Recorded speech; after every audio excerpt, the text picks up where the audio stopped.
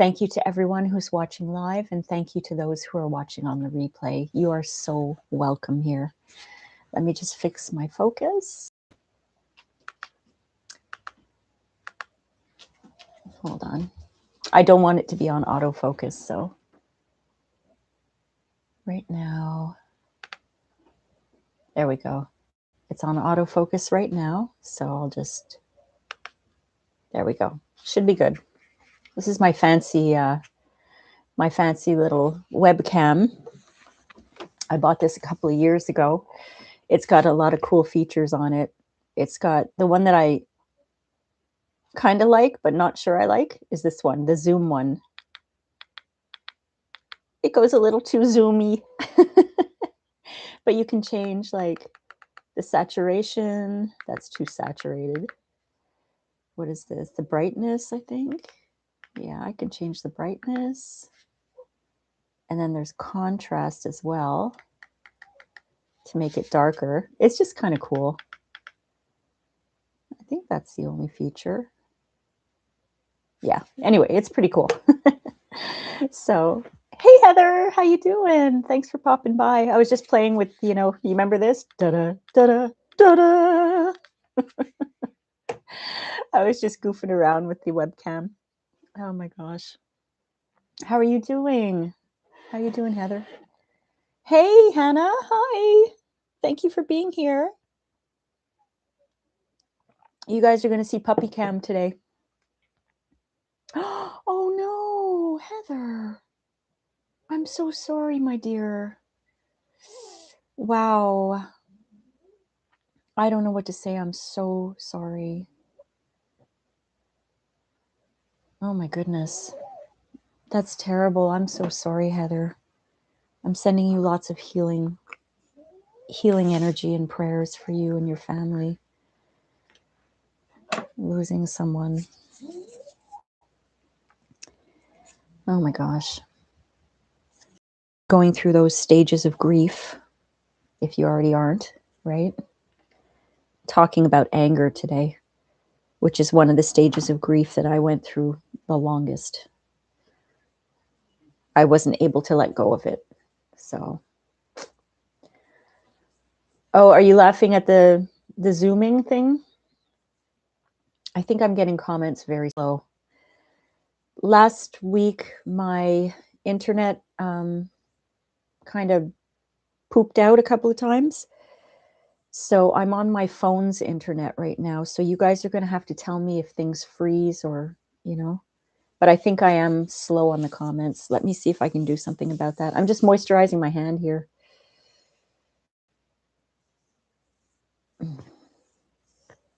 Taking off the cast, it left my hand really scaly. Oh, that's true. You guys haven't seen this, right? The last time you saw it was a cast. Now it's just a finger splint. But I don't have those big Andre the Giant hands anymore, like the meat hooks.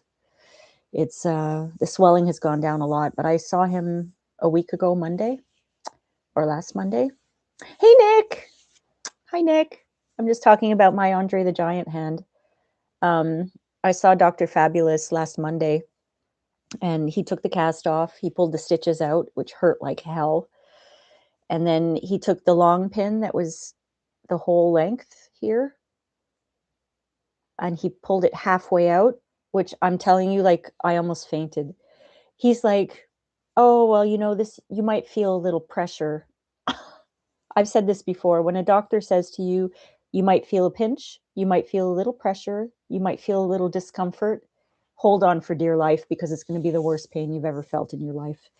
And he said, oh my God, I'm going to freeze your finger. I'm like, no, not at this point. I don't want that pain added to it, because my hand was like 3 sizes this big, seriously, and it was all bruised up and everything. So I said, how long is it going to take? And he said, 3 seconds. I took a towel. There was a towel.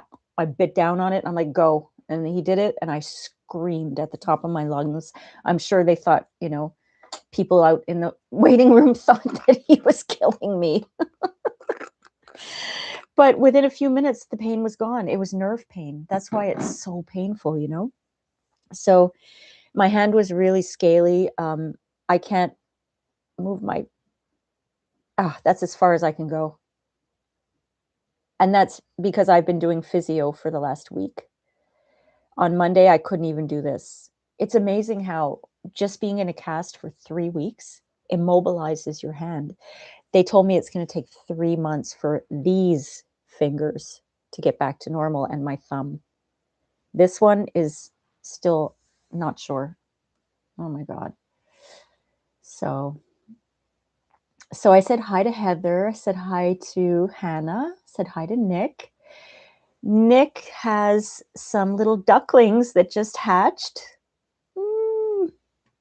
Little ducklings. They're so cute. I should show them. Can I show that video, Nick? You tell me if that's okay. I'd have to go onto WhatsApp to share it on here, but let me know if that's okay. Because you guys, those ducklings, oh my God. They're so adorable. Oh my God. Yeah, okay. So let me look for that. It's going to be on WhatsApp. You're going to see it. Nick and I, we talk to each other on WhatsApp.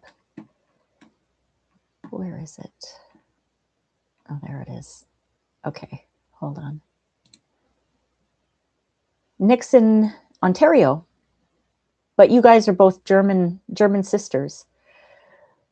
Are you in Germany, Hannah? I can't remember if you're still in Germany or if you're somewhere else.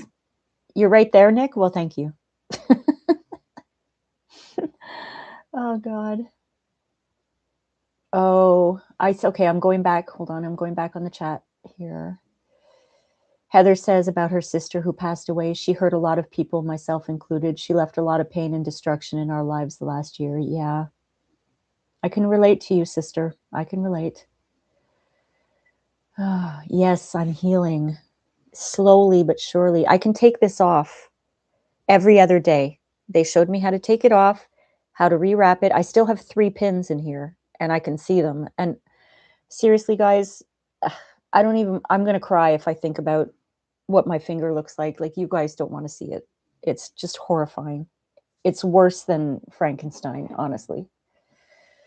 But I want to show you something that touched my heart so much. I was talking to Nick about how terrible I felt about how my finger was going to look from now on. And look what her and her daughters made for me. They knitted and crocheted finger cozies, so I can, when the hooks are out, the pins, I can slip it on my finger and no one will see the scar. All sorts. I have a bunch of them. I got them in the mail last week. They crocheted them and knit them for me. It was like the sweetest thing. Look at all these different colors. Look at this. Her and her daughters knit and crocheted finger cozies that we were jokingly calling finger condoms. But isn't that nice? She knew how awful I felt about it. And oh, Nick, I'm going to start crying. Everyone's so kind. Yeah, Dr. Fab. Yeah, definitely Dr. Fab. He is fabulous. But he hurt me. I need to get back at him. How am I going to do that? Oh, I'll wear something low cut next time. No, I don't want to distract him. Oh, gosh. The waiting room was empty afterwards. Yeah, I was like, oh my God. It was awful. Yeah, Nick, it is a big change already. I sent Nick a picture when I got home that day and it was huge. Like, my hand was huge. I did a comparison shot and it was so swollen. Like, you couldn't see the little wrinkles in the fingers, or you couldn't see the lines in my palm.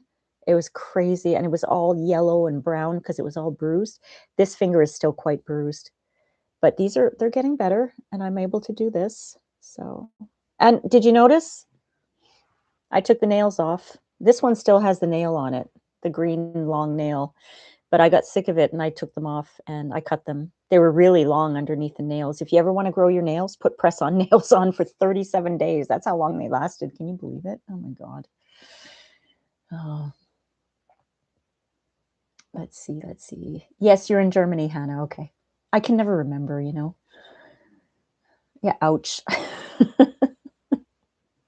Yeah, finger cozies. One for every outfit. Oh, that's true. You forgot. You forgot the leopard skin one. I was actually looking for leopard skin yarn, or when you knit it, it looks like leopard skin. And I saw some on Amazon, but I'm not too sure if it really looks like leopard skin. It's got beige and brown in it. Maybe. I don't know. We'll see. Oh, Hannah, thank you. Hannah says you will wear your scars with pride. Yeah, I know. I usually am okay with scars here and there, but like I have one here. Oh, you know what? I'll use the, hold on, 3D, not 3D, the zoom thing. See here? It's a little shiny under. I have a scar from the tip of my nose to my lip here. I don't know if you can see it. It's because I had skin cancer. It was a basal cell carcinoma, so it was non-malignant, and I had to get it biopsied and removed. And I remember I went to see this, what are they called? Dermatologist. There you go. Wow, that word escaped me. He must have been over 80 years old when I saw him, and he was shaking. His hands were shaking as he was coming near me with the scalpel, and I was looking at him terrified. I don't have a good thing with doctors, apparently, but he, you know, he said there will be a scar. It is what it is, and it was much worse. You can kind of see it when I go like that, you know, the white thing. It was much worse when it first happened, and I hated it because it was on my face, but then I got used to it. But the thing with my fingers is that you guys know how many YouTube channels I have, right? Especially like when I do the baking and the painting and the drawing, my hand is like a close up, you know? And to be honest with you, I don't want it to look like that for my videos. If it's just walking around or going to town, I don't care. But when it comes to like my business, you know, when I'm trying to make a nice video, I don't know how appealing it would look if I'm kneading bread with like a jagged scar across my whole finger. I don't know. I don't know. Maybe that's just me being, um, I don't know, self-centered and insecure at the same time. I don't know, but now I've got the finger cozies, so I don't have to worry about that. And if I'm doing food videos, I could always wear a glove over my hand, right? I'll do the one-handed Michael Jackson thing. I'll wear a glove on one hand. They are cool, aren't they, Heather? Finger cozies. Yeah, where are you in Germany? Here in Germany, we have something very spectacular. Maybe you heard about the stranded humpback whale? No. Oh, Nick heard about it. Stuttgart in the south. Oh, they're having a little conversation. Nick has a friend in Ulm. Is it Ulm or Ulm? You guys. Talk amongst yourselves. Have fun. That's what the chat's for, right? I know, Heather, scars do show our strengths. But I'm very insecure. Like, you guys don't know what this looks like under here, honestly. Like, my finger was hanging off a thread that really, it was like there was not much holding it together. The scar goes from the back, crisscrossed across my knuckle. Whoops, the wrong way. Across my knuckle, then up and then down and then back again. It's just, it's horrible. Ulm. Okay. Ulm. This Canadian, eh? I can't even pronounce Ulm, eh? Do any of you guys have Amazon Prime Video? I'm asking because I got a 30-day free trial. I don't pay for that streaming stuff anymore, but I got a 30-day free trial, and I'm going to recommend a movie to you. Hold on. What was it called again, Nick? The Dead of Winter, right? The Dead. There we go. The Dead of Winter. I'm going to share this screen. It was amazing. Just unbelievably amazing. Hold on.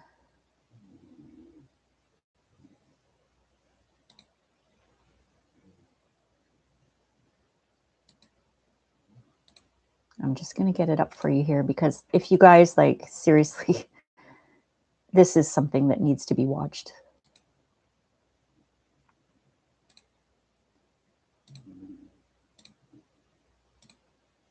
Okay, hold on.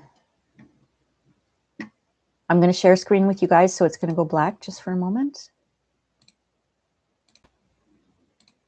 Okay. This movie is unbelievable. It's Emma Thompson. I'm not going to give it away or anything like that, but it's a movie. It says wrong place, wrong crime. She shows up where she shouldn't have shown up, and she's very old in this movie. And it's one of those movies where there's not much dialogue. So all the emotion that you're feeling is based on the actors, the way the actor is acting and her facial expressions. And it's set in the winter. It's a really good movie. I'm recommending this if you have Amazon Prime, because I watched this 2 nights ago. Nick watched it too, and we just loved it. It was amazing. I couldn't get enough of this. This was such a great movie. It's only natural to feel that way. It's not selfish. Yeah, I guess so, Heather. But you guys are going to see it at some point. I'm just saying that, but you know. Oh gosh. Yeah, The Dead of Winter, that's the one. Okay, Hannah says the whale is lying in shallow water and can't free himself. Some people don't want to let him die and started a huge savings campaign. Oh, I hope they save him. That's so terrible. Whales are that's awful. Nick said the last update I saw probably over a week ago is that he was free, but they couldn't find him, and then they found him stranded again. Oh no.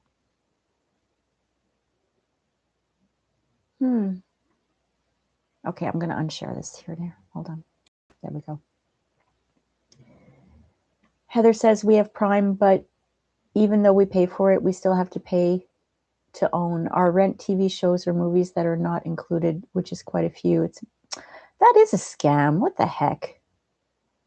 Log on with a different email address and try to get a free 30-day trial. I do that all the time with Amazon, with Prime.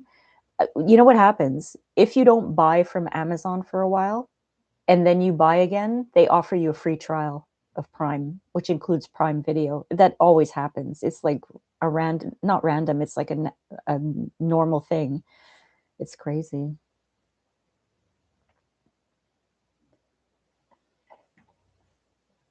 Hannah says, yes, stranded again, but not ready to die. It's a young lad who was too adventurous. So what's the plan now? Yeah, tell us what you heard there, Hannah. Poor little baby. Oh, that's too sad for me to hear. It really is too sad for me to hear.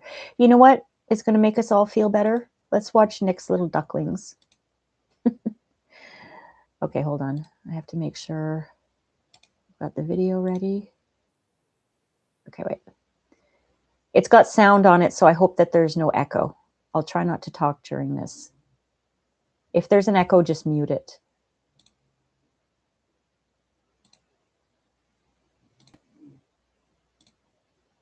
Okay, I'm going to play it. Here we go. Hello, duckies. Hey! Duck, duck. Quack, quack, quack, quack, quack, quack, quack, quack, quack. Quack, quack, quack, quack, quack, quack. Hi. Hi. Quack, quack, quack.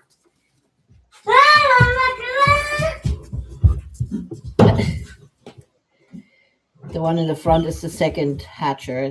He's still a little weak on the knees, in the knees. Quack, quack, quack, quack, quack, quack, quack. Hey. Oh, are you going for that? Oops. You're a troublemaker already. Hey? Dipping on his head. Hi. Dipping on his head. And he's going to fall asleep in the food dish.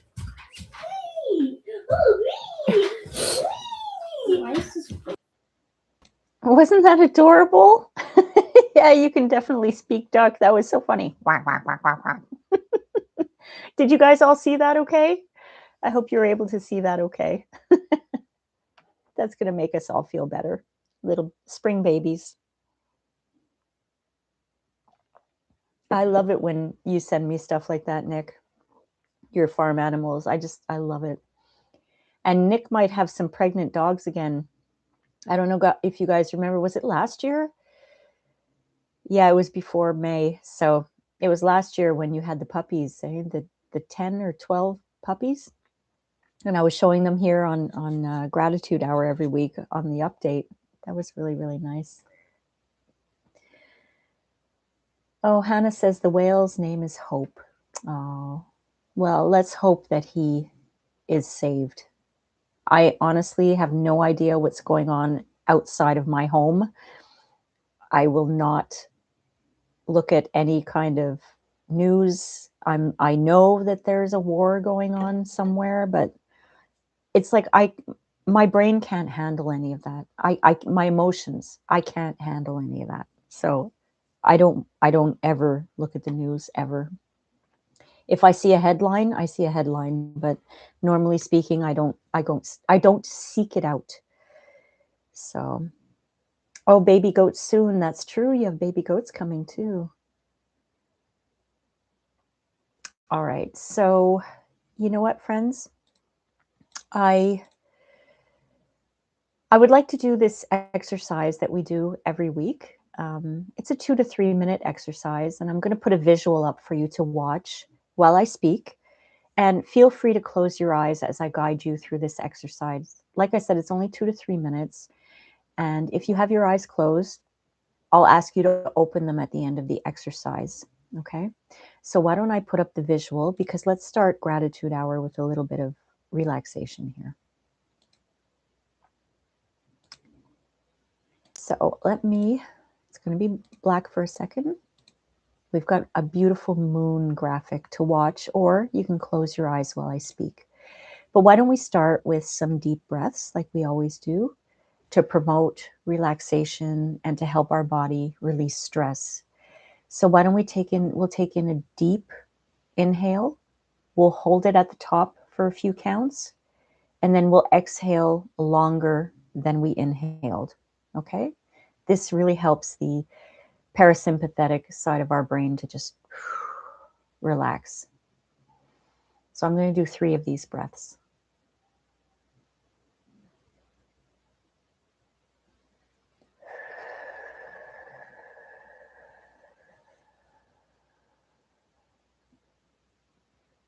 Really empty your lungs.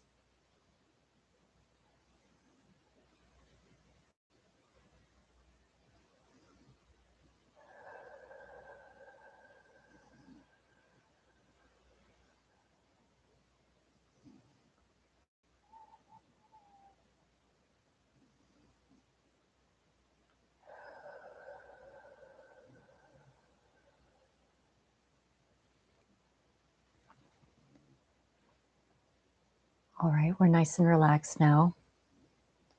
Last week we talked about anger, and I asked you to remember a time when you lost your temper.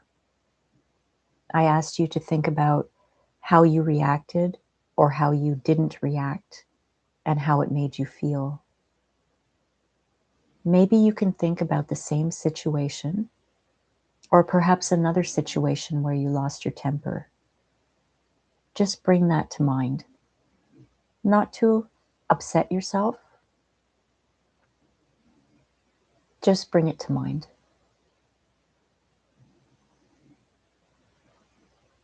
Now, can you imagine turning that anger into compassion?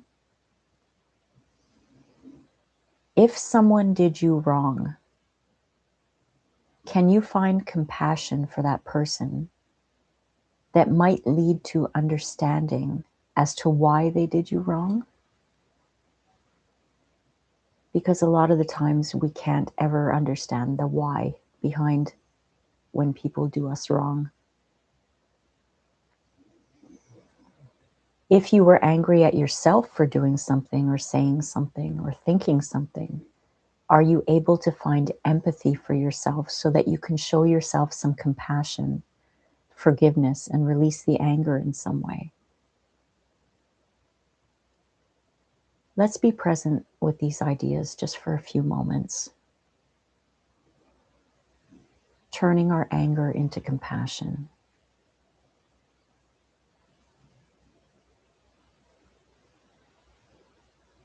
How can you do that?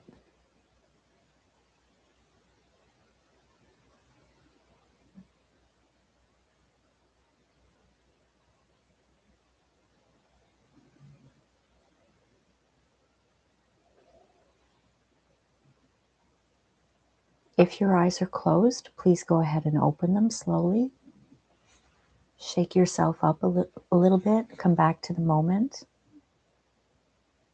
How did that make you feel? If you have anything to share in the chat, please go ahead. We're here to receive it.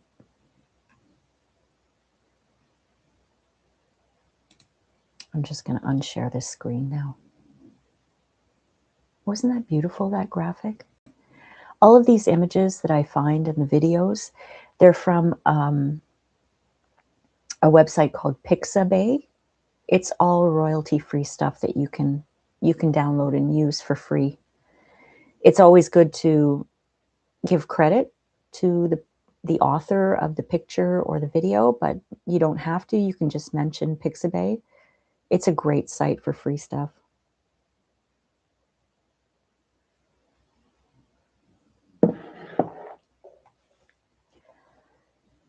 Oh, I feel very relaxed right now.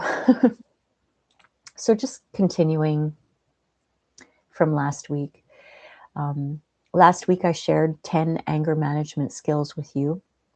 The ones that I shared last week are always good to have in your toolbox, in case you ever lose your temper. We talked about the dangers of chronic anger, how it's dangerous to your health. It can be dangerous to other people around you. It can destroy your relationships, and it can destroy your life. Having anger management skills is something that I wish was taught in school. We all lose our tempers sometimes, and having the skills to make wise decisions and not react impulsively, it should be something that we're all taught. We're not born with these skills, and a lot of the times we learn things the hard way. So that's terrible. Oh, Hannah says, you got me with anger again against myself. There's some material for healing here. Yeah, I know what you feel like. The anger towards yourself. That pops up in me a lot. It's unwarranted in my case. I have I have anger against myself that I didn't wake up earlier to find him before he died. I heard the bathroom door creaking open in the middle of the night. I'm going to talk about that in a video that I'm putting out tomorrow. I decided that I'm sharing my story of that day and what happened, what led up to it, how I found him. I'm not going to talk about how he did it or all the whys or anything like that, but the idea came out of wanting to share what it's like to lose a spouse suddenly, because I was not prepared for it. So I'm going to walk through everything from finding him to calling 911 to speaking to the coroner to talking to the funeral home. And then that's coming out tomorrow. And then the next Monday, it's part 2 about what happens when you're named the executor of someone's estate and all of the administrative stuff and the hoops you have to go through. And I haven't finished closing up his estate yet. After I do his taxes, which I have to do before April 30th, that's it. That's the end of his estate. It took nearly a year, and that's quick. But I'm going to talk about that in the next 2 videos. So I do feel anger towards myself sometimes, because the coroner did tell me that his time of death was probably around 2 in the morning. So I heard the bathroom door creak in the middle of the night, and I keep telling myself I should have gotten up. I should have gotten up. Of course, I didn't. It wasn't my responsibility to get up and check on him constantly. It was just an after the fact hindsight 2020 thing where I know now he died at that hour approximately. I heard something, and in hindsight, well, I should have gotten up. Well, no, I shouldn't have, because how would I have known, right? So I have to talk myself out of the anger towards myself. So oh gosh. Okay, Nick says I feel relaxed as well, but the exercise didn't work. there are a few situations that still make me so angry that I don't even want to find compassion for the people who made me angry. Well, you know what, sis? I'm going to share a quote with you in a few minutes. And I'm going to point at you when I share it. Hannah says it's not easy to forgive myself. I know. I know. I I understand that very well. Oh, I know I'm not responsible. I know. It's just it's an irrational anger that comes up. It's part of the grief process, right? It's part of all that. And it's also part of my complicated grief where he was abusive. He took his own life. He left a path of destruction, not unlike what Heather was just talking about with regards to her sister leaving a path of destruction. It's hard to deal with that. It's a mind fuck. Excuse my language. But it's a mind fuck. Oh God. You too, Heather, hard to forgive yourself. We all have to work on self-forgiveness because we can't hold on to these things. It's making us sick. Nick says, I didn't lose my temper and maybe I should have. I should have confronted them instead. I kept the anger inside. Well, that's another issue, keeping anger inside. There's a fine line. There's that spectrum, right? Swallowing the anger and keeping it inside here, acting impulsively and aggressively out of rage and reaction. We have to find a middle ground where we can deal with that anger in a positive way because anger is necessary. But when it's chronic anger, that's when the problem is really, really bad. Oh, have tea. See you, Heather. Thanks for popping by. Thank you so much. Enjoy your tea. Hannah says, Rain, maybe it is good that you didn't get up, even thought about him doing you some harm in this state of mind in that moment. Yeah, I've said this before, one of my friends said, he did you a favor, Rain, by taking his life. Now you're done with him. Because he told me he was never going to leave this house. He was never going to move out. Though he did pretend that he was going to move out because he had planned to take his life many months before. But she's like, yeah, he did you a favor by doing that because then you didn't have to hire a lawyer. You didn't have to have him removed. You don't have to deal with the post-breakup abuse that would happen. You don't have to fear for your life because a lot of the times abuse escalates. So, I wasn't meant to find him. I know that. Hugs to you too, Heather. Take care of yourself. Yeah, Hannah, you know what? From time to time, we have to accept that we are not perfect, but we are brilliant. We're flawsome. I like to say that. We're flawsome. Every time you're down on yourself, just say, you know what? I am flawsome. And snap your finger. I am flawsome. Oh my goodness. Okay, so I mentioned last week that I took a course on anger management, and I finished it this week. And there are some more skills that I wanted to share with you. These might be considered kind of more advanced skills compared to the list I gave you last week. But I think it's important that we try to learn how to deal with our angers so that it doesn't get out of control. Like I said, that spectrum, right? It's easy to lose control of your anger, and the consequences can be really devastating to you or other people. I mentioned last week that there was a statistic that I'd heard. This guy on a documentary was this. I think he was a forensic pathologist. He was talking about how the majority of deaths that happened in the United Kingdom at the time of that documentary were caused by people who reacted out of anger. And that's scary because to not be able to control your anger to that level, to the point where you kill someone.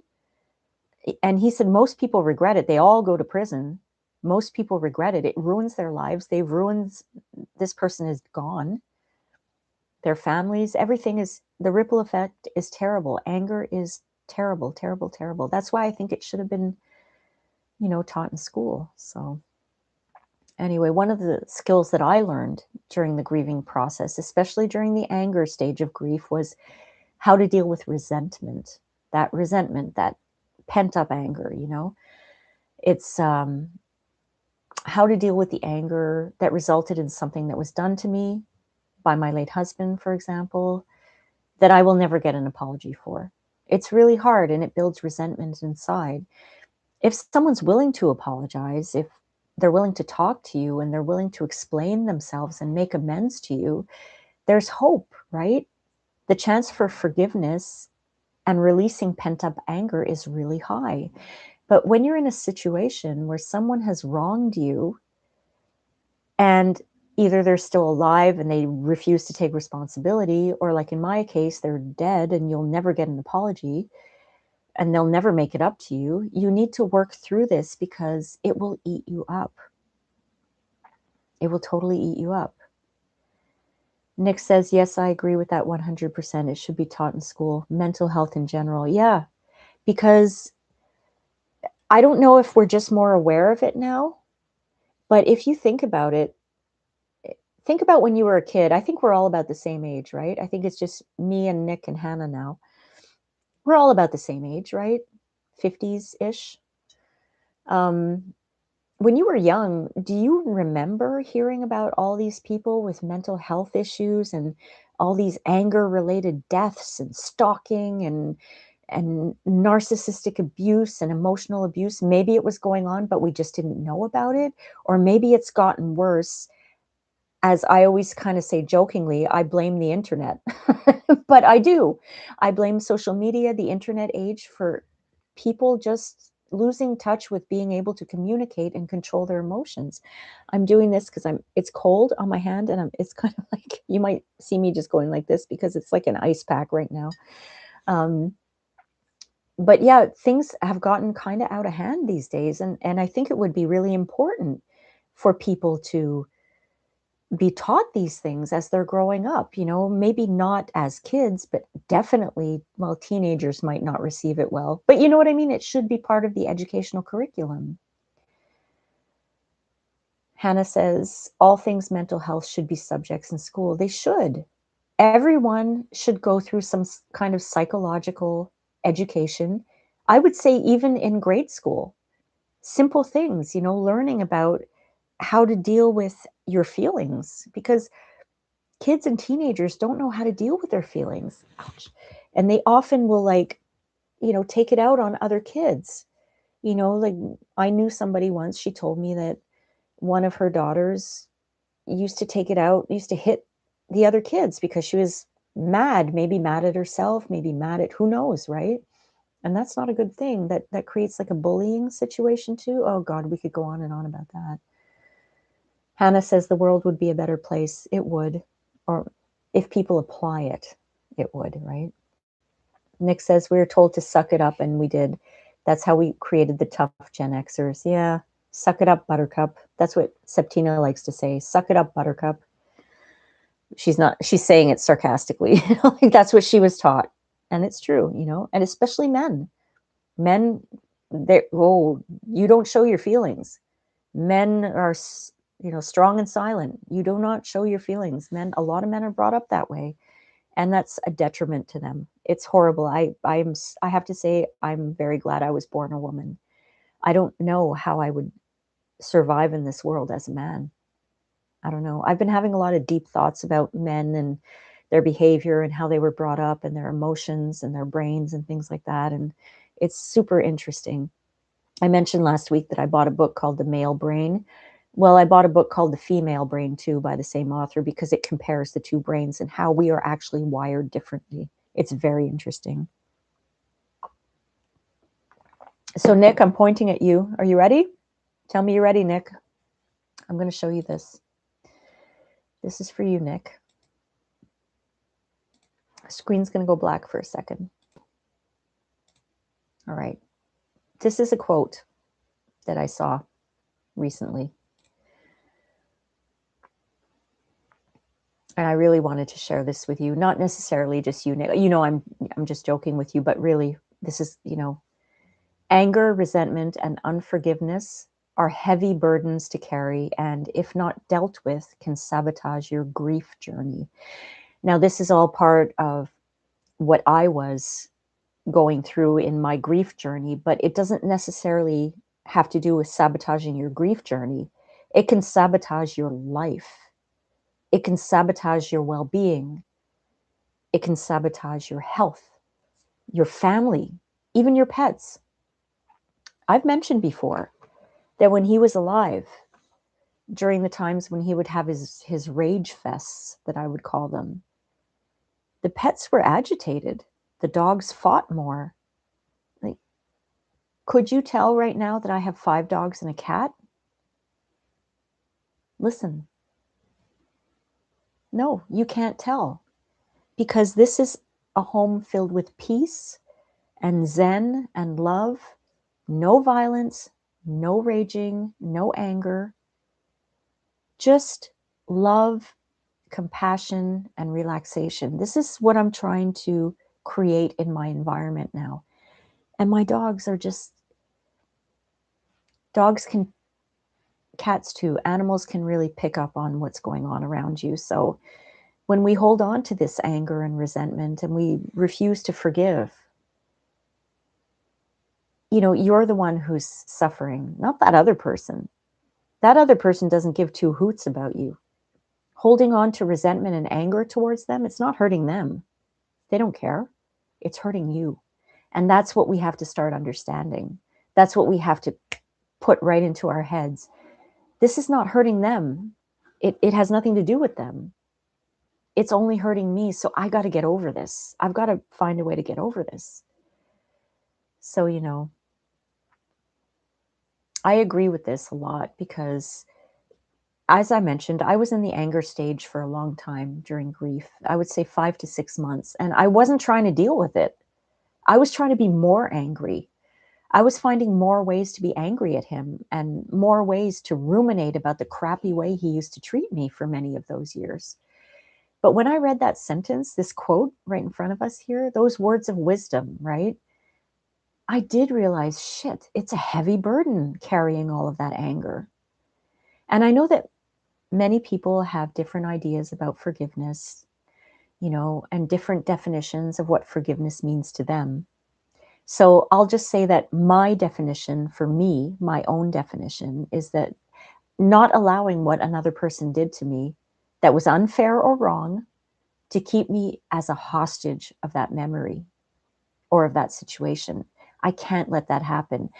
Yes, it's normal to feel angry for a while, but if you hold on to it for too long, you're building resentment, and look what happens. You can sabotage your entire life, make yourself sick.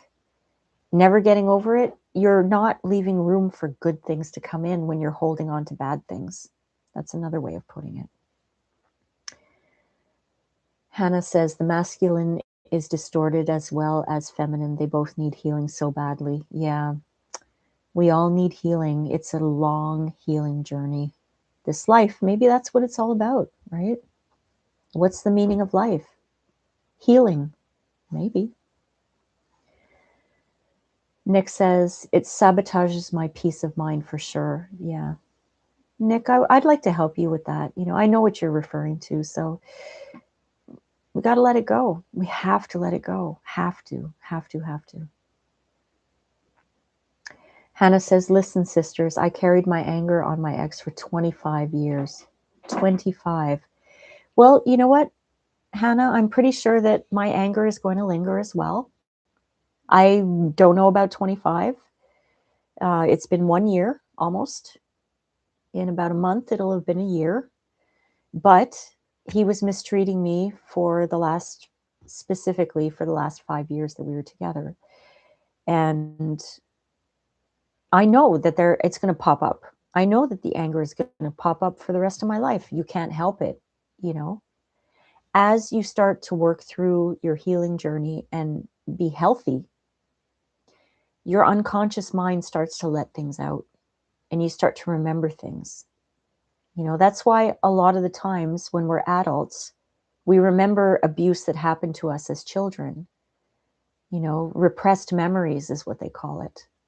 I had a lot of repressed memories after burning out and going into therapy. Because at the time when I was a child, my brain wouldn't allow me to remember these things because it was in survival mode and it didn't want me to remember these things.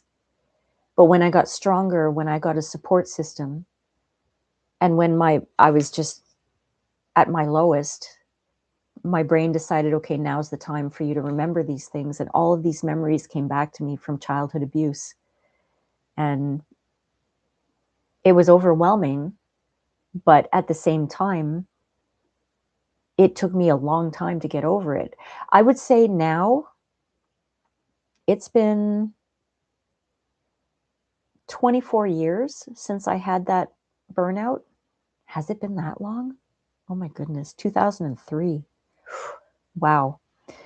Um, and going through all that for years after that, I can say 23 years, you 25, 23 years later, I don't have any anger towards my parents anymore or any of my siblings. No anger whatsoever. So maybe it did take me that long as well. That's interesting, Hannah, that you mentioned that. It kind of miraculously was taken off me just like that, snip gone. Yeah, I don't know when it happened with me. It just didn't happen anymore, right? It's like when I felt misplaced guilt about his death. And then after a while, after pondering it and talking about it with myself and talking about it with spirit and going through my exercises and doing my psychology diploma and applying all this stuff to myself, I realized that it was misplaced guilt. It wasn't real guilt that I felt because I didn't do anything wrong. It was just misplaced. And as soon as I realized that, guilt was gone. You have to educate yourself and apply your knowledge to yourself. It's one thing to read about something, but it's actually, you know how people say you have to do the work? Doing the work is applying your knowledge to yourself. Like I could read about, how to give myself a hand massage to help with the swelling. I could read about it all day long. But if I don't apply it to myself, what's the use of reading it, right? We have to apply it to ourselves. We have to do the work.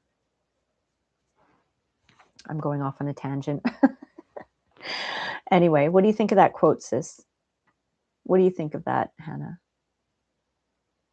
Yeah, Hannah says these things work beyond our mind. Yeah, it's our soul. It's our environment.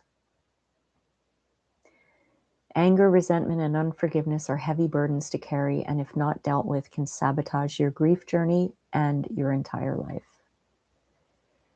That was a very powerful quote that I read, really. I'm just closing that slide now. Guys, can I ask you ladies, how is it transmission? I don't know. How is the live stream? Am I buffering like last week, or is everything okay? Is the quality okay? Is my sound okay? Because I want to know if I've got the right setup, and I don't know because I can't check for myself. So if you wouldn't mind giving me some feedback on that, I'd appreciate it. So just talking about this anger and resentment again. Stream is good? Okay, thank you so much, Hannah. I appreciate that. So in the case of my late husband, because he was emotionally and verbally abusive towards me quite often, like I said, during the last 5 years that we were together, holding on to that anger did not serve me at all. What it did was to make me more angry, to make me lose sleep, make my stomach hurt, and to pay my anger forward. Um, I froze one time on your side. Okay, sis, thanks for telling me.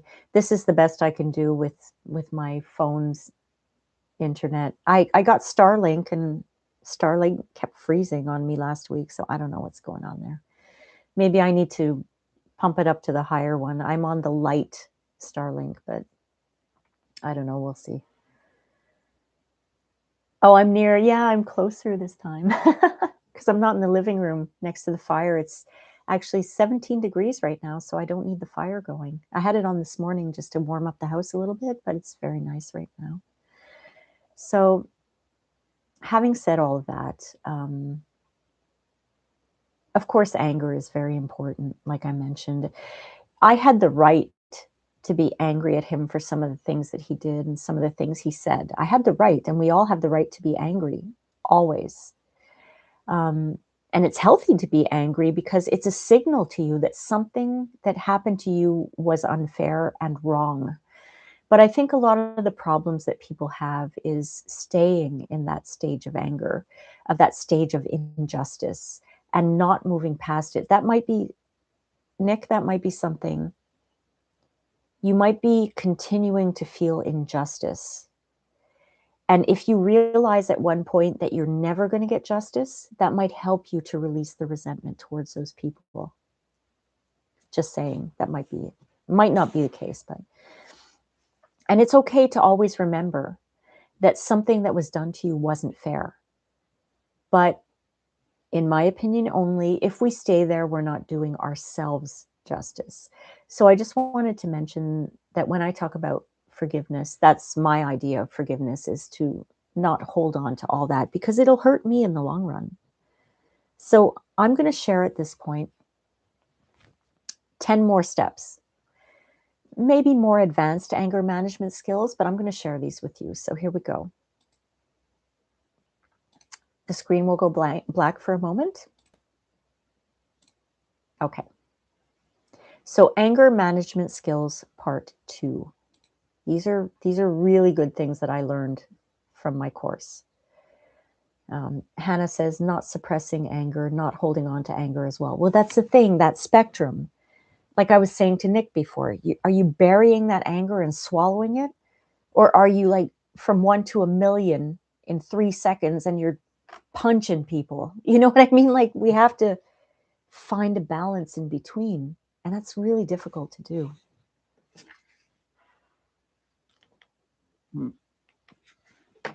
All right. I'm just warning you guys, I'm supposed to get a delivery today. The dogs will let us know if there's a delivery. I was just testing out. I'm going to test out my mute right now. I'm going to talk, but let me know if the mute actually worked right now. I think it did. Okay. So, number 1, don't take things personally. Like I said, this list is a list of more advanced anger management skills that might take a lot more effort and practice to master. I had a very hard time not taking things personally. But you know, not taking things personally is so difficult when someone is personally attacking you. This was something that was really hard for me to do because during my relationship, he would say things that directly insulted me.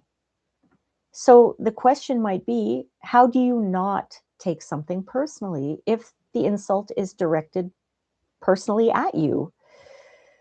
If you can keep in mind that the other person's words or actions are driven by their emotions, their perspectives, and their life experiences, this might help you to recognize that you can depersonalize yourself from what they're saying to you, from what they're doing to you.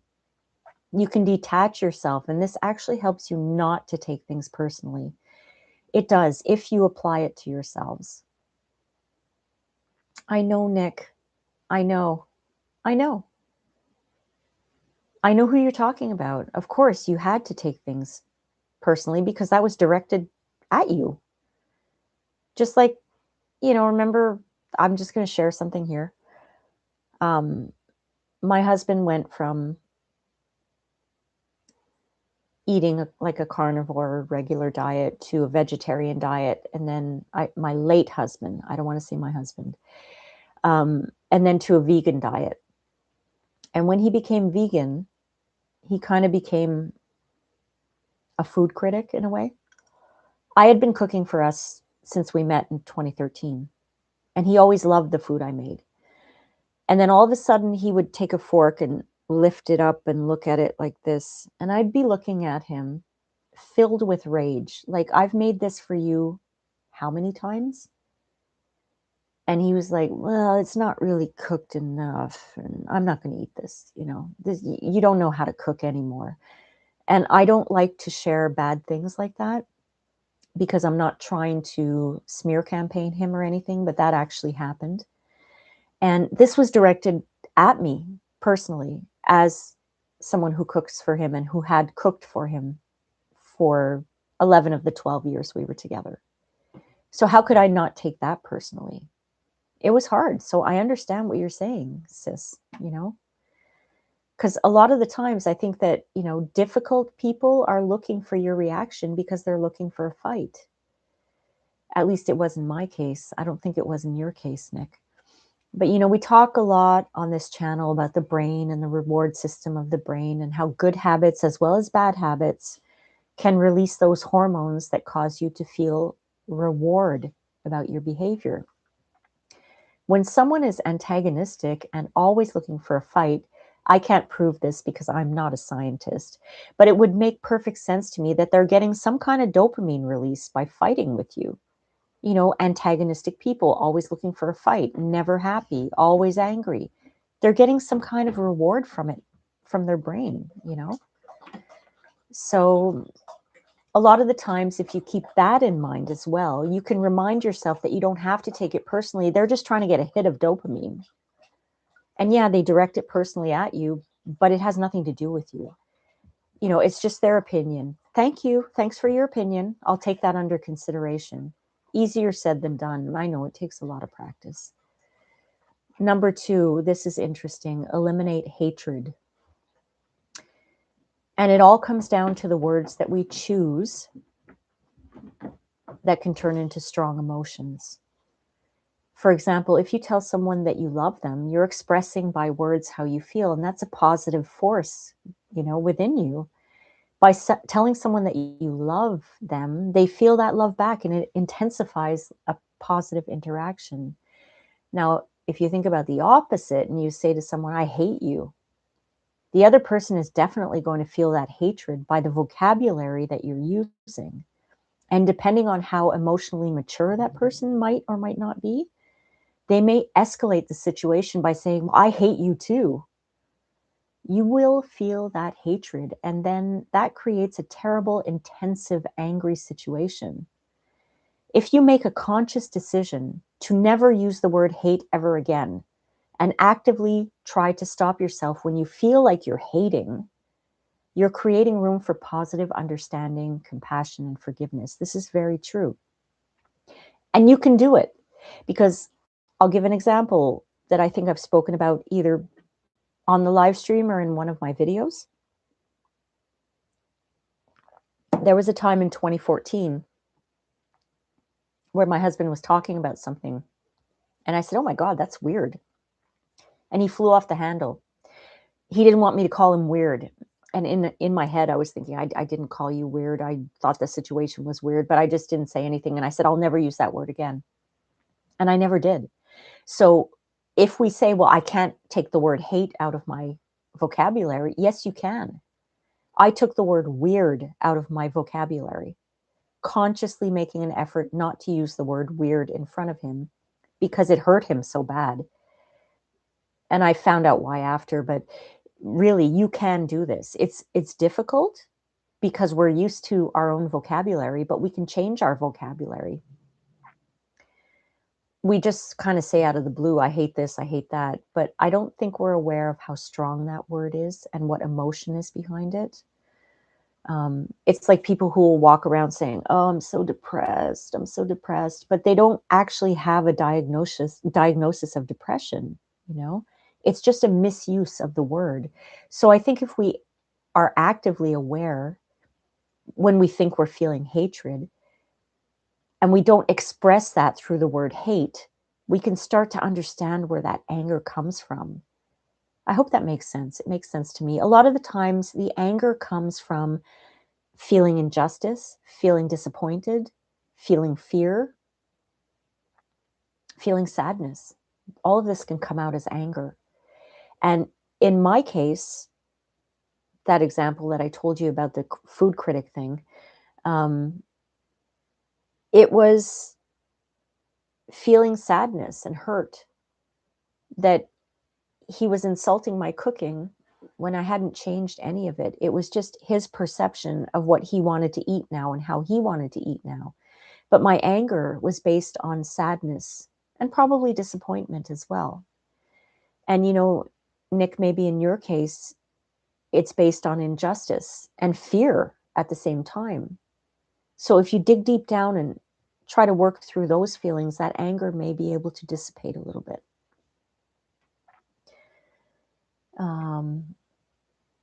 It makes sense what I said before. I saw your comment pop up before, Nick. Hannah says anger skills in theory are something completely different to real life situations because we are emotionally involved. Yeah, but that's why we need the skills. That's why we need the skills first. Because when it comes down to it, we don't want to act impulsively. We have to have those skills. We have to have that knowledge, you know? It's so important to practice these things. Like eliminate the word hatred. We don't have to be in confrontation with someone to eliminate the word hatred from our lives. You know, don't take things personally. We can practice doing that with everything. Don't take things personally. Tell ourselves over and over, if someone says something and I think I'm going to take it personally, I'm just going to say to them, okay, thanks for your opinion. I appreciate that. I'll take that under consideration. Drill yourself so that when the time comes, you might be more prepared. You might not be, right? It's a skill. It takes a lot of practice. Yeah, we crave for skills. We do. We need skills. Oh my goodness. So number 3, I'm sorry guys, I'm so thirsty. Okay. Admit and accept when you're wrong. EGO, ego. Okay, this is a biggie for some people. We have to remember that none of us are perfect. And remember what I said before? We're flawsome, right? It's okay to make mistakes. But if we can actually admit to making a mistake without being defensive about it and making excuses and explaining it to death, we can learn and grow from those errors. It's an opportunity for personal growth, and it makes you self-aware and open-minded. And it really can improve your relationships with other people and with yourself. You know, imagine you're with somebody who never takes responsibility for their actions. Do you feel close to them? Do you trust them? I would say no, not completely.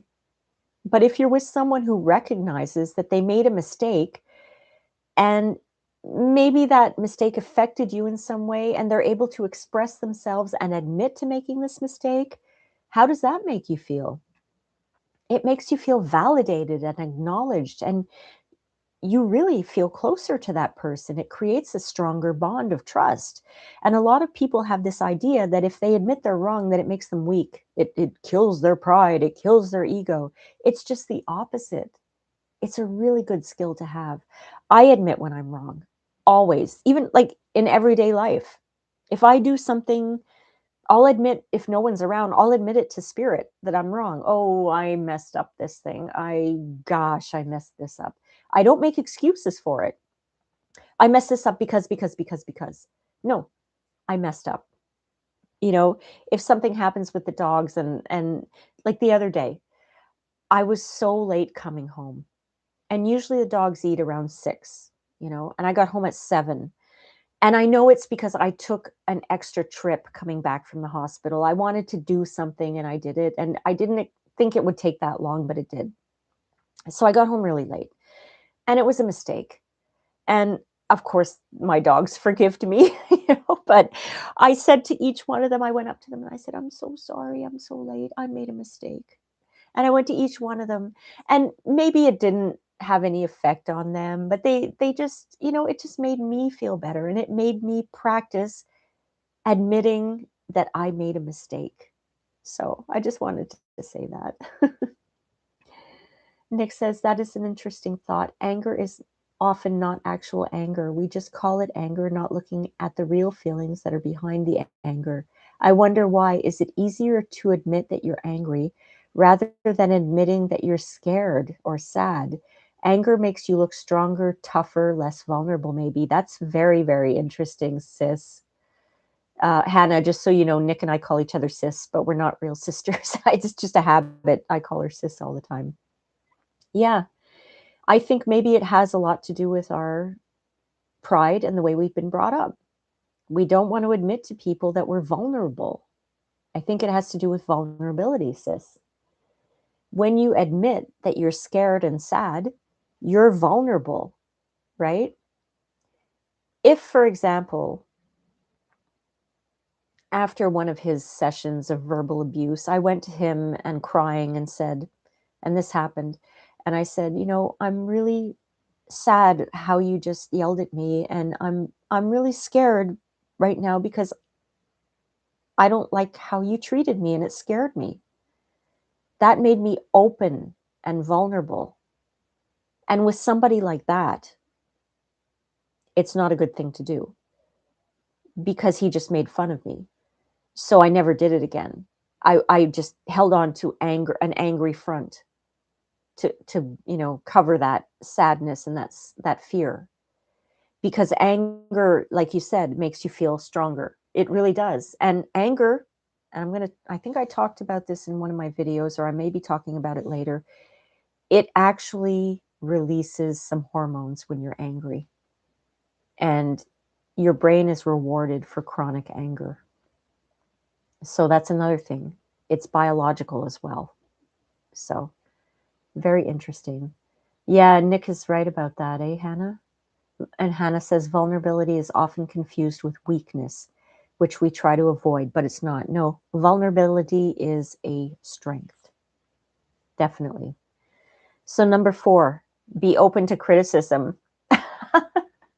I'm laughing when I'm reading these because I'm thinking of my former self. I was not able to do any of these things. Be open to criticism. Okay. This skill is kind of along the lines of the first one, not taking things personally. But not all criticism is intended to harm you. If you can welcome criticism and take a moment to reflect on the intention of the criticism, it can transform your feeling of getting impulsively angry to a state where maybe you can improve in some way. Again, it's all about self-awareness. Now, of course, if the criticism comes at you in an angry and a vulgar way, it's hard to be open to it. That's just abuse. So I'm talking about criticism. A lot of the times when it comes to you in that way, it's just being said to hurt you. It's the other person who's hurting and they're trying to hurt somebody else to relieve their own pain, that kind of criticism. But I'm talking about, like, think of a work situation. When your boss comes to you and says, you know what, I think you could work a little more efficiently. If you fly off the handle and become self entitled and get angry and say, but I work very efficiently already. I don't need this job. That's what I'm kind of talking about. If someone says, you could work a little more efficiently, think of the intention behind the criticism or what you perceive as it being a criticism. That's what taking it personally linked to number 1, right? The intention is to tell you that you can do things a little better. So use it as a learning opportunity to ask questions and figure out how you can be more efficient. You're not losing your pride because of that. You're learning something from it. But I think a lot of people can't handle any kind of criticism. A lot of people, that everything is taken personally these days. So, Quietly Align is here. Hi, Quietly Align. Welcome back. Quietly Align says, that's so true. Very often, anger sits on top of more vulnerable emotions: hurt, shame, fear, grief. Shame is another one. Yep. Anger comes out first because it's safer and more energizing than those softer emotions. That's very well said. Thank you so much. And Hannah says, anger is an energy, or is that rage? Anger is a feeling, or is it's an emotion based on a feeling. If I feel sad and scared because my late husband just ripped at me, I'm feeling sad and scared. The emotion that results from that is anger. And if I choose to go on this side of the spectrum, where I'm impulsive and reactive, it will turn into rage. And that's a choice. That's how I see it.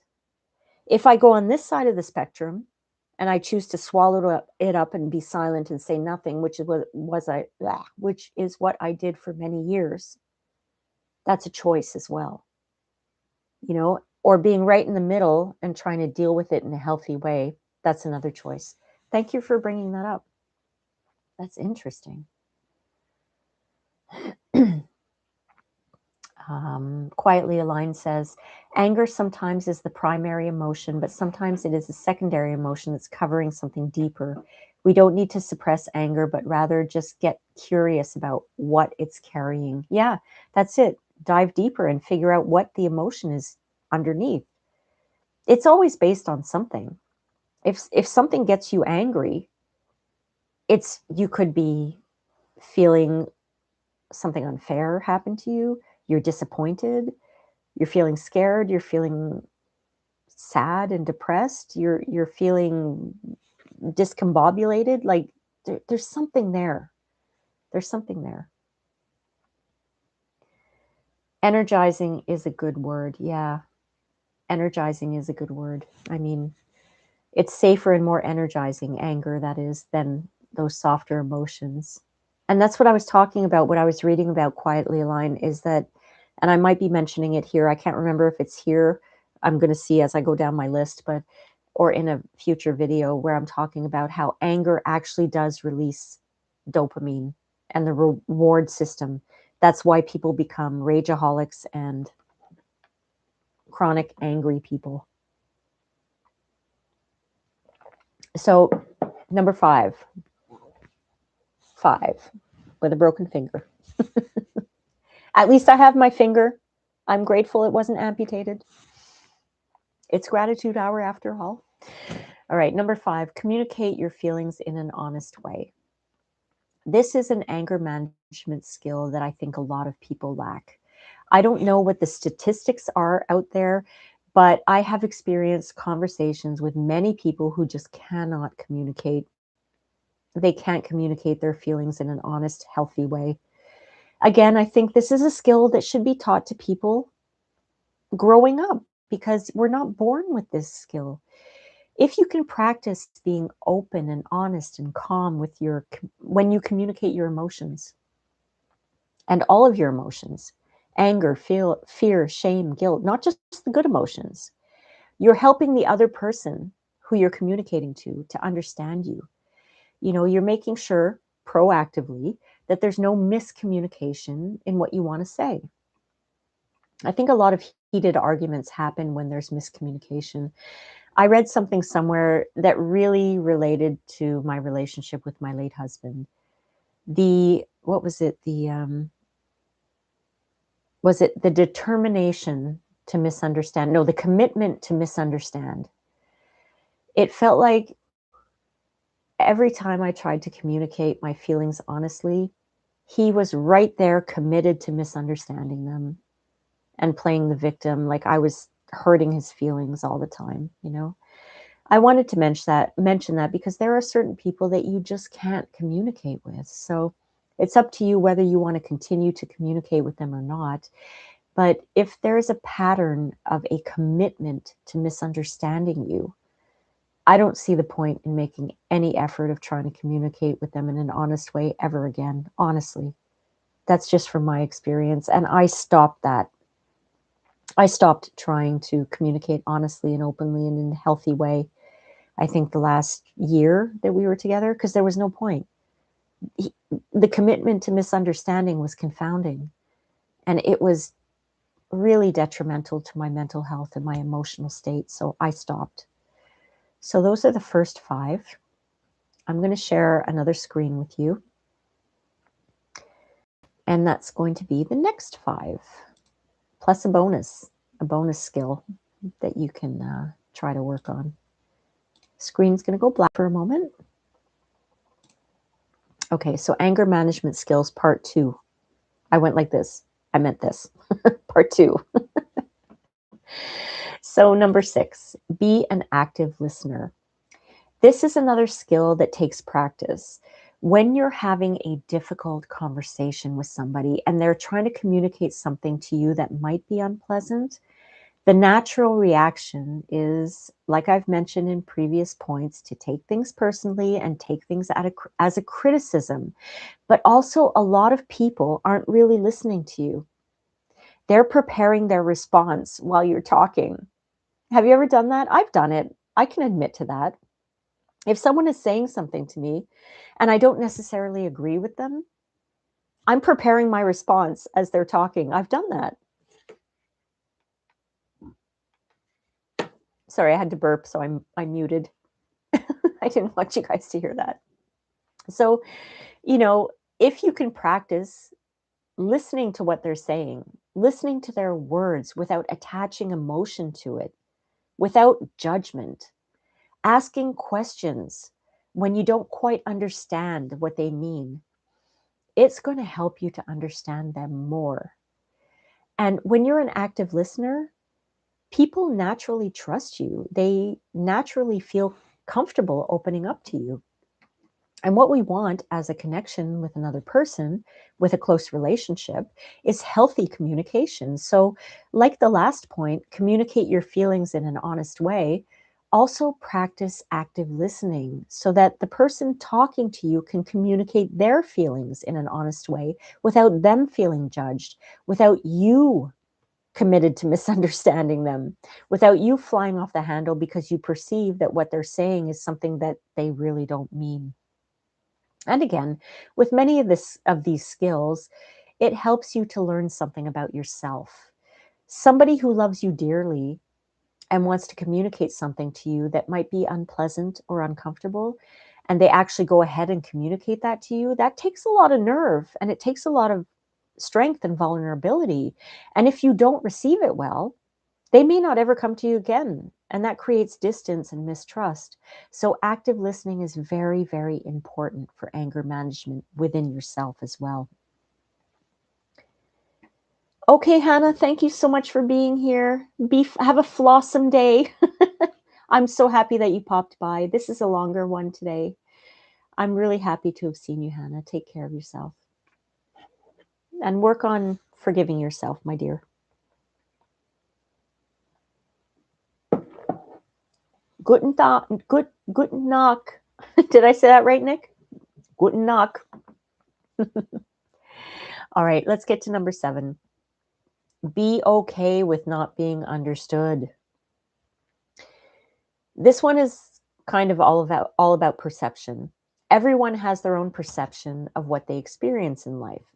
I heard a funny story online one time where um who told? I think it was Tony Robbins who said it at one of his seminars. Um he said, okay, there was a family sitting together and the father said to his son, "Could you go into the cupboard and get the salt shaker?" And the son was like, I don't want to get up. He's like, go get the salt shaker. So he went to the kitchen. He pulled out, opened up the cupboard, couldn't find the salt shaker. "It's not here, Dad."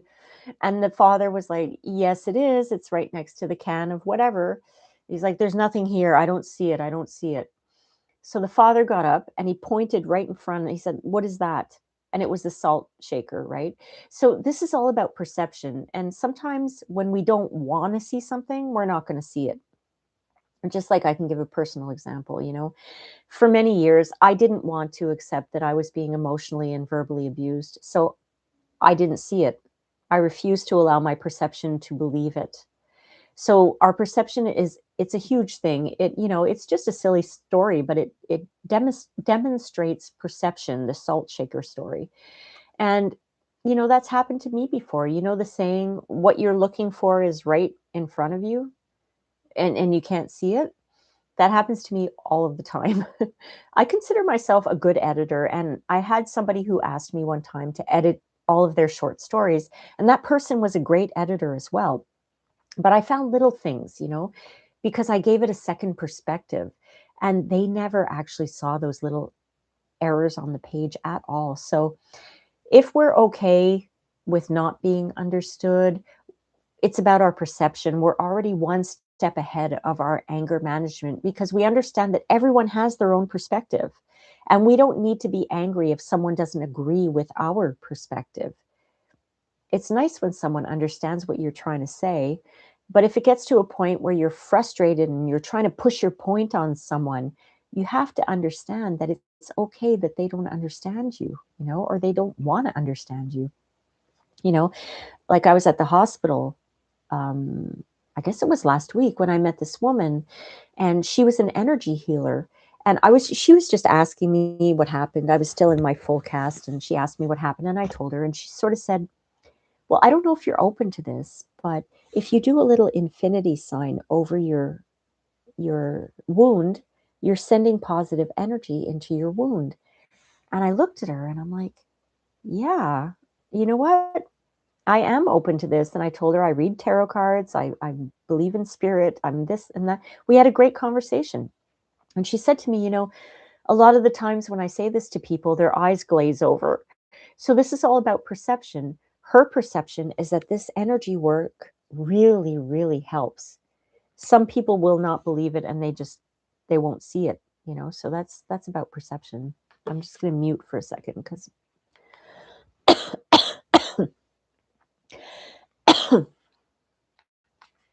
sorry about that. Oh my goodness. My throat's really dry today. Okay, so we're coming to the end of these more advanced anger management skills that I learned in my anger management course in the past week that I want to share with you. Number 8, challenge any irrational thought.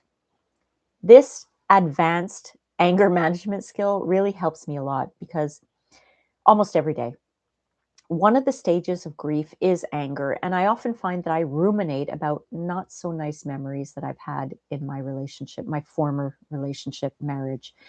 Something pops into my head and I ruminate about a memory and I actually say out loud, remember that time, fill in the blanks, when you did this, when you did that, when you did this. But if you challenge these thoughts, whether they're rational or irrational, remember that they're just thoughts, right? They're passing mental events. Instead of identifying with them, acknowledge them and let them pass. I do this all the time because I notice that when I get the ruminating starting, the anger starts to brew up inside of me. So I always say, okay, Rain, stop ruminating. You're ruminating. And then I drop what I'm thinking and I focus on something else. And this helps me a lot because to me, if I'm ruminating about a memory that happened to me that I can't do anything about, that's in my past, that I will never get an apology for, in my view, that's irrational for me to focus on it. So by acknowledging that I'm ruminating and telling myself, stop ruminating, Rain, it dissipates that brewing anger inside. So number 9 is identify against the anger. This skill is kind of like a meditation in a way. It's being mindful about seeing yourself, letting go of the anger without effort, visualizing yourself as someone whose values are not to be angry and not to hurt others and not to hurt and not hurt others. Now, rationally speaking, we will all hurt. We will all hurt others and we will all feel angry. But the point of this skill is to let yourself know that you are not the anger. You are just the person witnessing the anger. And you can remove yourself from it and not allow the anger to overcome you or be you. You can make it part of your identity, you know. I'm not someone who will focus on anger. This is part of the identity that you can make. My values are that I'm not going to focus on anger. I'm not going to focus on hurting other people or being hurt. It's going to happen, but I'm not going to focus on it. I'm someone who will not allow anger to overcome me and overwhelm me. So that's something that takes a lot of practice. And number 10, forgiveness. As I mentioned, the concept of forgiveness is defined differently for every person. If I believe in the forgiveness that was taught to me as a child, I would forgive anyone for any act that they did without any kind of justification. I would let people get away with anything they wanted, hurt me as much as they want, and I would forgive them because if I didn't, I would burn in hell. That's what I was taught. But as I mentioned before, also, my definition of forgiveness is to not allow whatever's hurting me to overtake me. And I'm not going to carry that burden of that which hurt me anymore after I've worked through it. It's not okay that a person hurt me, but it's okay for me not to carry that burden anymore. If you're able to forgive, or whatever word you want to use, it helps you to let go of the anger. It helps you to let go of the resentment. And it allows that hurt to pass naturally.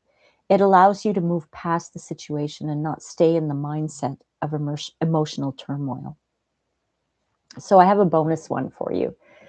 And this is what I was referring to when we did the exercise at the beginning of um, the live stream.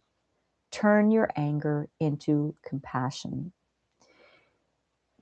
If you can take your anger and try to channel it into compassion, you can try to focus on understanding and empathizing with the person or the situation that triggers your anger. It helps to redirect your energy into sympathy and maybe offering a little bit of support to that person. It breeds stronger connections with people, and it helps you to turn irrational anger into constructive change within yourself. It helps you to grow. It helps you to be more self aware. And when you're self aware, you make better, wiser decisions for yourself and you flourish. It's all about that. I can give you an example of this because it might be a hard concept to understand, to turn anger into compassion. There was a time when I was doing a lot of live streams, and I was doing a live stream with a gentleman who was very good looking. All of the ladies and some of the gents in our community at that time swooned over him. So whenever we would say his name, everyone in the chat would make like little sounds like ooh, and they put hearts. And so I did this live stream with this gentleman one time, and a lot of that, you know, it was called Saturday Night Love. You may remember that. So the topics were always about love. And I remember my late husband was listening in to what I was doing. He often actually listened in without my knowledge. I found out later. Um, anyway, I'm not going to go into that. Um, he came to me the next day after my live stream and he accused me of flirting openly with another man. I tried to pull out of him who he was talking about, but he wouldn't tell me. And I put two and two together and I realized that he meant this gentleman that I was on the live stream with. Now, what my late husband wasn't aware of was that this gentleman was gay and he had been married for 30 years. So I told my late husband that, and he said it didn't matter because it was still flirting. And after that, his rage escalated and he started to verbally abuse me. And he walked away from me at one point, and I got the usual silent treatment. And at that time, without knowing that this was an important anger management skill, instead of allowing myself to fly off the handle at being treated so badly, I decided to find compassion. I thought about my late husband and how he had so many bad relationships with women over the years, all of the times that he opened up to me about how hurt he was, all of the rejections that he suffered. And we were spending less and less time together. So just as a note, I was spending less time with him because he wasn't treating me very well. But I was trying to find compassion inside of me. So instead of seeing him as a horrible person who should never be speaking to me in that fashion and who should never be treating me that way, I saw him as a wounded man who was so upset that he heard me flirting with another man, even though the man was gay. So I eventually went to see him and I apologized for flirting with this man openly.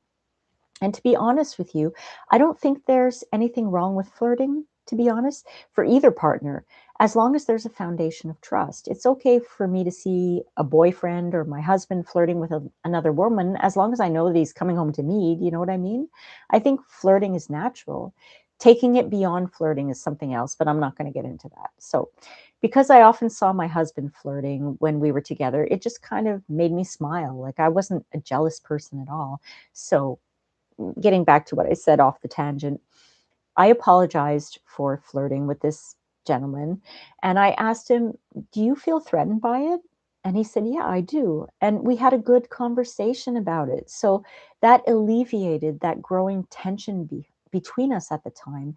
And in finding compassion through my anger of why were you listening in on me? Why are you accusing me of this?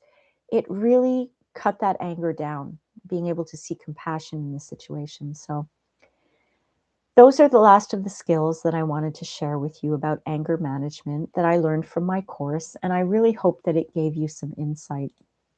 I'm just going to unshare this screen right now. Oh, I need a stretch. Oh, there's movement under that blanket. That's my little pointer there. She likes to put her head under the blanket. So, friends, I think it's time to say goodbye for today. I just want to show my Jack, my Marlene, and my Charlie, my 3 dogs who all passed away. I hope that I was able to help you out a little bit, by sharing my knowledge that I learned in my course on anger management that I took last week. Oh, thank you, Nick. Thank you so much. It's what I learned. I took the course, and all of these skills, there's so many. I guess there's 21 that I shared with you today and last week. If we can put these into practice, I think we can have better relationships all around, And if kids can learn these things, that would be something, huh? Lots of good exercises, lots of thinking. Yeah. Yeah. It's time to release the anger, sis, or the resentment, probably based on fear. But I think it's good because when you release all the negative stuff, you're opening up your heart to good stuff coming in. And I know that firsthand. You know how long I was angry. Nothing good came in. But as soon as I was able to release that anger, look at all the good stuff that's happening to me now. Okay, not everything, but there's good in this somehow. I haven't figured out the lesson yet, but there's good in this somehow. Actually, one of my friends sent me something about wasp energy. You okay, honey? I was telling my friends I had to go spray a wasp nest last night. And she got up in the middle of the night and she looked at her phone and something popped up. It was wasp energy, how there's good in that sting. The sting, I forget exactly what it said, but something about that sting is meant to teach you something or, something like that. And it was just synchronistic that she had seen that after I had told her about the wasp and it just kind of popped up. And also I was telling her about the sting in my finger. So it was really interesting. But I don't know what my point was in saying that. Yes, there is a lesson in this, and I haven't figured it out yet. Maybe the lesson is just that I have to be more careful. I don't know. But thank you so much for being here. I'm so happy that everyone popped in today, and thank you again to those watching on the replay. All of my videos come out on Mondays on a gentle healing journey, one every week. Unless I do shorts during the week, they'll come out randomly, but every Monday, stay tuned for a video on things that I've learned by studying my psychology diploma and working through my life coaching certification.